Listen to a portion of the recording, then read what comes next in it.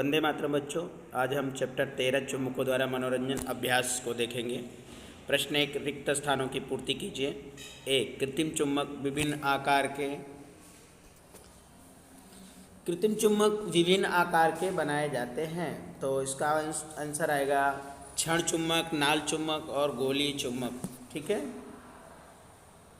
जो पदार्थ चुंबक की ओर आकर्षित होते हैं वे कहलाते हैं, तो चुंबकीय पदार्थ कहलाते हैं। कागज एक पदार्थ नहीं है, तो चुंबकीय पदार्थ नहीं है। कागज एक चुंबकीय पदार्थ नहीं है। प्राचीन समय में लोग दिशा ज्ञात करने के लिए टुकड़ा लटकाते थे, तो चमड़े का टुकड़ा, ये आप यूँ कह सकते हैं कि एक जो अपना कागज है उसका टुकड़ा या चमड़े का टुकड़ा लटकाते थे। ठीक है, और चुम्बक के सदैव ध्रुव होते हैं। तो बच्चों 2 ध्रुव होते हैं चुम्बक के। ठीक है, अब प्रश्न 2, बताइए निम्न कथन सही है या गलत। तो पहला है बेलनाकार चुम्बक में केवल एक ध्रुव होता है, तो ये कथन गलत है, क्योंकि कोई भी चुम्बक हो उसमें 2 ध्रुव जरूर होते हैं। कृत्रिम चुम्बक का आविष्कार यूनान में हुआ, ये कथन भी गलत है, क्योंकि चुम्बक जो है वो ग्रीस नामक प्रदेश में मैग्नीसिया के भाग में पाया गया। गा है चुम्बक के समान ध्रुव एक दूसरे को प्रतिकर्षित करते हैं, तो यह कथन बिल्कुल सही है कि चुम्बक के जो सजातीय ध्रुव हैं N और N और S और S, ये एक दूसरे को प्रतिकर्षित करते हैं। ठीक है, और चुम्बक के समान ध्रुव एक दूसरे को प्रतिकर्षित करते हैं, ये कथन सही है। घ है लोहे का बुरादा क्षण चुम्बक के समीप अगर हम बच्चों लाएंगे तो वो मध्य में चिपकता है, तो आप ये कथन गलत है, क्योंकि कोई भी चुम्बक हो वो मध्य में नहीं, किनारे किनारे चिपकता है, बीच में यहाँ पे नहीं चिपकता। कहाँ? बीच में, यानी किनारे किनारे चिपकता है, तो ये कथन गलत है। अंगा है कि क्षण चुम्बक सदैव उत्तर दक्षिण दिशा को दिष्ट होता है, तो ये कथन सही है, हमेशा वो उत्तर दक्षिण दिशा में ही ठहरता है। चाहे कि किसी स्थान पर पूर्व पश्चिम दिशा ज्ञात करने के लिए कंपास का उपयोग किया जाता है, तो ये कथन भी बच्चों सही है। ठीक है, क्योंकि कंपास हमेशा हमारा N और S ध्रुव में ही, मतलब N और S में ठहरता है, तो इससे हम ईस्ट और वेस्ट की पहचान कर सकते हैं। अगला है कि रबड़ एक चुंबकीय पदार्थ है, तो ये कथन गलत है, क्योंकि रबड़ एक चुंबकीय पदार्थ नहीं है।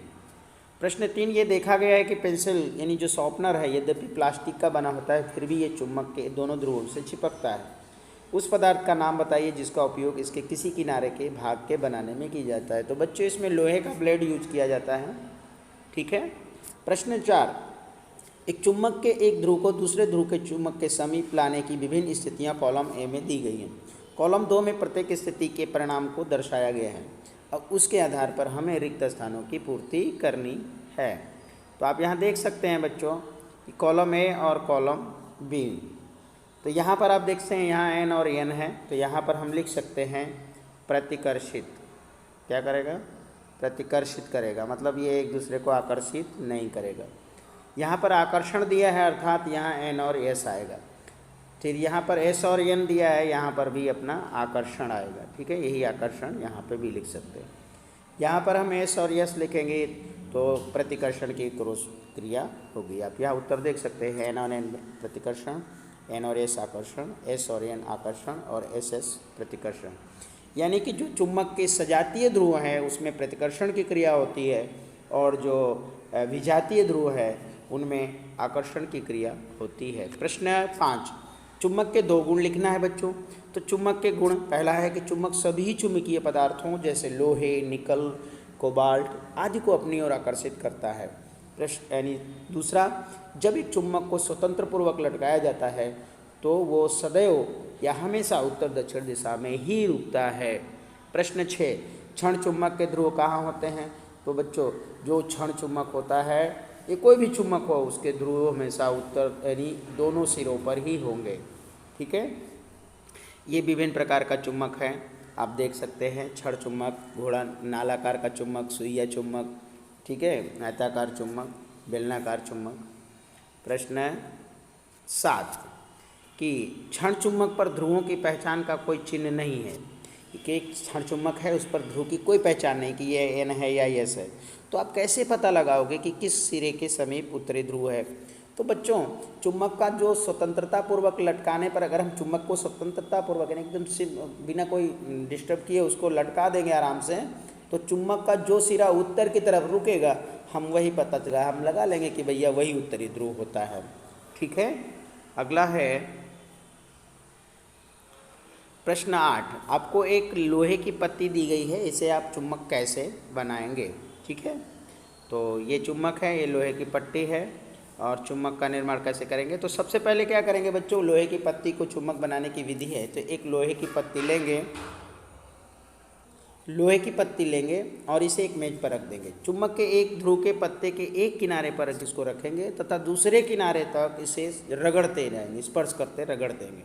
जब पत्ती के दूसरे किनारे तक चुम्बक को ले जाएंगे तो चुम्बक को पत्ती से हटा लेंगे।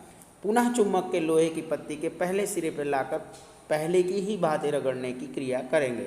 बच्चों इस क्रिया को हमें 30 से 40 बार करना है। अब लोहे की पत्ती का परीक्षण करना है, मतलब देखना है हमें कि क्या ये चुम्बक बन गई, और अगर चुम्बक नहीं बनी है तो फिर से वही क्रिया करनी है, और अगर बन गई है तो फिर हमें करने की ज़रूरत नहीं है।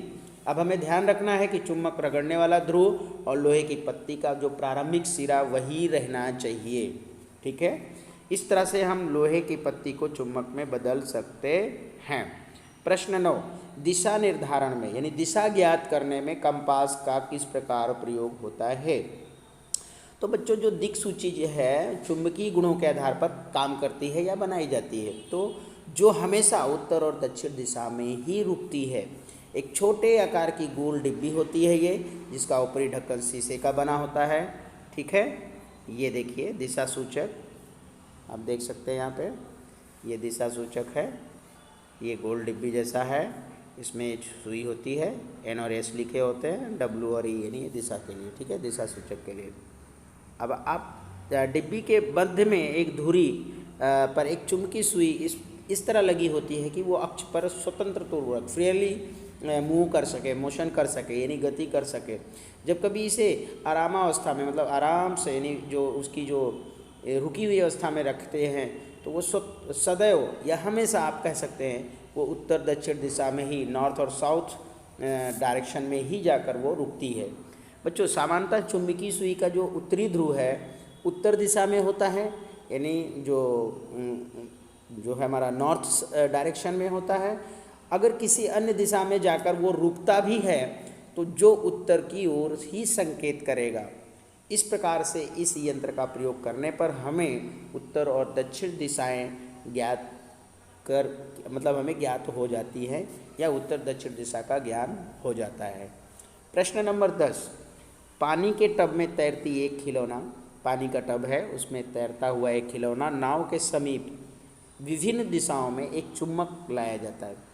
तो हर एक स्थिति में प्रेक्षित प्रभाव कॉलम ए में दिया गया है और संभावित कॉलम 2 में दिए गए हैं। तो बच्चों कॉलम ए में दिए गए कथनों का मिलान कॉलम 2 से कथनों से करना है। कॉलम ए में दिया है कि नाव चुम्बक की ओर आकर्षित होती है। दूसरा है कि नाव चुम्बक से प्रभावित नहीं होती। तीसरा है कि नाव चुम्बक की ओर तब आकर्षित होती है जब उस चुम्बक का उत्तरी ध्रुव नाव की ओर लाया जाता है। चौथा है कि नाव चुम्बक से दूर भाग जाती है जब चुम्बक का उत्तरी ध्रुव नाव के निकट लाया जाता है। तो यहाँ पर पहला है कि नाव चुम्बक की ओर आकर्षित होती है, तो बच्चों इसका आंसर होगा डी कि नाव चुम्बक पदार्थ की बनी है, इस वजह से चुम्बक की ओर आकर्षित होती है। दूसरा है कि नाव चुम्बक से प्रभावित नहीं होती, तो इसका आंसर होगा कि नाव में एक जो है नाव चुम्बकहीन पदार्थ है की बनी है, इस वजह से नहीं आकर्षित होती है। तीसरा नाव चुम्बक की ओर तब आकर्षित होती है जब उस चुम्बक का उत्तरी ध्रुव नाव की ओर लाया जाता है। तो जो तीसरा है उसका आंसर है बी कि जो नाव में एक चुम्बक लगा हुआ है जिसका दक्षिणी ध्रुव चुम्बक की ओर है, इस तरह से वो आकर्षित हुआ। चौथा है कि नाव चुम्बक से दूर भाग जाती है जब चुम्बक का उत्तरी ध्रुव नाव के निकट लाया जाता है, तो इसका आंसर होगा ए, यानी चौथा प्रश्न है कि नाव चुम्बक से दूर भाग जा रही है जब चुम्बक का उत्तरी ध्रुव नाव के निकट लाते हैं, तो इसका आंसर है पहला कि नाव में एक चुम्बक लगा है जिसका उत्तरी ध्रुव चुम्बक की ओर ही है, ऐसा। फिर प्रश्न ये हमारा जो है 10 था। अब हमारा प्रश्न ख़त्म होता है, तो बच्चों इसे अच्छे से याद करिएगा। ओके।